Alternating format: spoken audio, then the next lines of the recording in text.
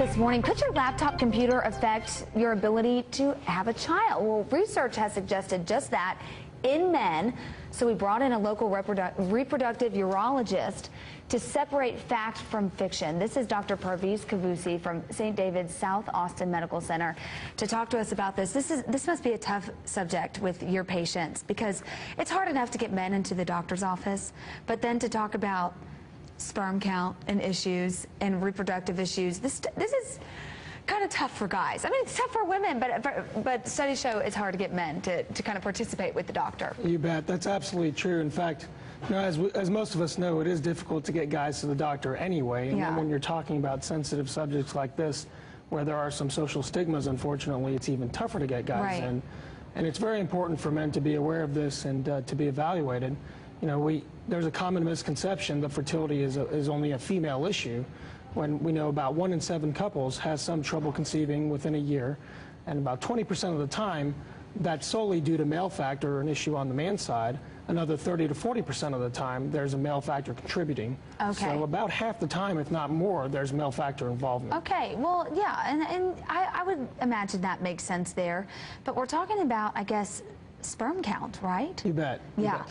There's a number of parameters that we look at. One is the count, one is the ability to swim, one is the forms, what the shapes look like. So there's a number of things that can be affected. Well, and earlier this summer, and I guess you said this has been a study that have really attracted a lot of eyeballs years and years ago, but I guess earlier or last summer, results from that research study came out about laptops, putting your laptop in your lap and how that could affect your ability to get pregnant. Talk about that. Yeah, there's been a lot of research looking at heat transfer to the testicles and the effect of heat on sperm production.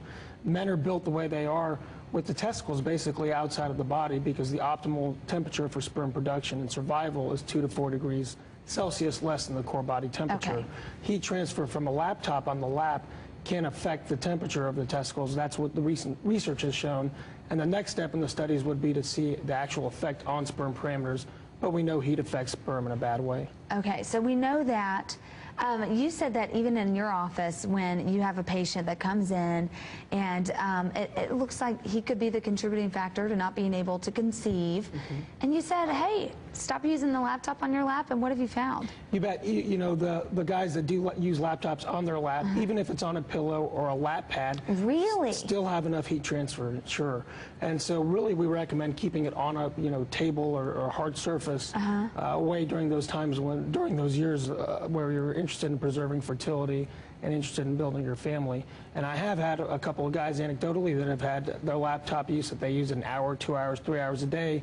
We take the laptop off them, recheck a sperm count 3 months later and see some improvement. Oh, well, that's good news. And the reason why that's good news is that's an easy fix. You bet. That's a quick fix, and that you can kind of recover from that. You can still generate. Absolutely. Okay. That's really interesting. Talk about the seminar you guys are having tonight at St. David's. Sure. We're having at St. David's South Austin Medical Center, we're having a seminar mainly educating anybody in the community that's interested in coming on male infertility, the causes of it, what causes are correctable, how common it is, and just raising awareness that it's a real issue and trying to get people evaluated. What do you tell your male patients that just really are reluctant to come see a doctor, talk about male fertility, talk about these uneasy topics? What's your message to them out there? My message to them is basically that this is very common. Yeah, you're not alone. You're not alone. This is all I take care of every day, so I see men for this every day. You're certainly not alone, and it's a very common thing. There's nothing to be embarrassed of.